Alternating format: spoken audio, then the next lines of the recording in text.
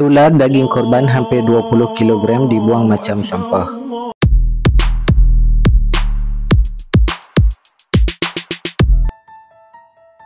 Satu video menyedihkan tular di TikTok menunjukkan longgokan daging korban dipercayai lebih 20 kg dibuang begitu sahaja di kawasan pembuangan sampah sekitar Jeram, Selangor. Menerusi video berdurasi 12 saat yang dimuat naik pengguna Hanis Muzaini, kelihatan daging merah masih segar bertaburan atas tanah bersama timbunan plastik sampah lain.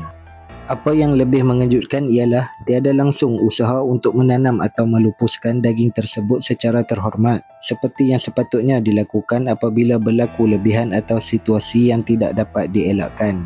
Tindakan tidak bertanggungjawab ini ternyata mengundang kemarahan dan rasa sebab ramai netizen. Ramai warganet meluahkan rasa terkilan dan menganggap ia sebagai satu perbuatan yang tidak menghormati ibadah korban.